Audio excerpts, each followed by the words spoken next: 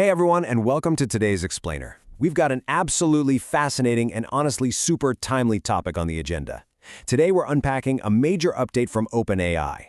It's one that equips ChatGPT users with a seriously powerful new defense against a hidden yet rapidly growing cybersecurity threat. We're talking about a brand new barricade designed specifically to protect your personal data from these invisible traps lurking out there on the web. Let's get right into it. Okay, let's dive into our roadmap for today. First up, we'll look at the prompt injection threat. Then, we'll cover exactly what lockdown mode is. After that, we'll weigh privacy versus functionality. And finally, we'll show you exactly how to enable it.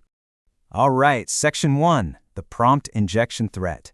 This is essentially the invisible trap in the modern AI battlefield. So, the introduction of large language models has completely reshaped the cybersecurity landscape. It's this escalating cat-and-mouse game between hackers and security experts.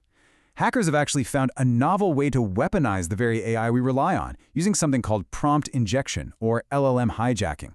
Basically, malicious actors trick an AI by embedding hidden instructions right inside normal-looking web content, all to execute unauthorized actions.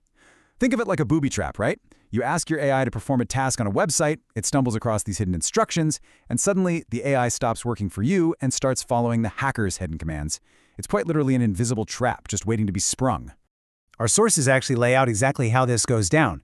Quote, malicious actors can sometimes lace their web pages and materials with prompts. These attempt to hijack the AI and have it send personal data to the attacker, all without the user knowing. End quote. And you know that last part? That's definitely the most chilling aspect. The AI gets tricked into surrendering your personal data over the network straight to the attacker.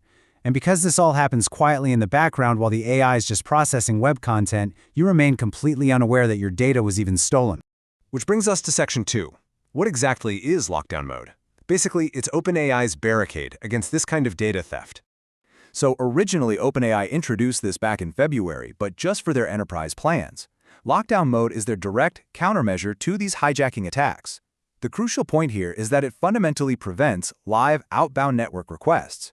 If a bad actor tries to trick your LLM into surrendering personal data through a laced web page, well, lockdown mode steps in and acts as an absolute barricade. It physically stops ChatGPT from sending anything out over the network. So the trap might still be there, sure, but the door to send your stolen data back to the hacker, it is firmly locked shut. Now, what's really awesome about this is the universal rollout. Lockdown mode is no longer just for the enterprise giants. The documentation confirms this is an optional setting that's rolling out to free, Go, Plus, Pro, and self-serve business accounts. Basically, OpenAI has expanded this crucial protection to include everyone. So even if you're just on the free tier, you now have access to a powerful, enterprise-grade defense mechanism against prompt injections. Moving on to Section 3, privacy versus functionality. Let's weigh the cost of total security.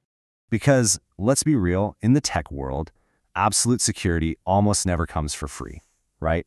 There's always a compromise you have to make. This brilliantly illustrates that exact trade-off.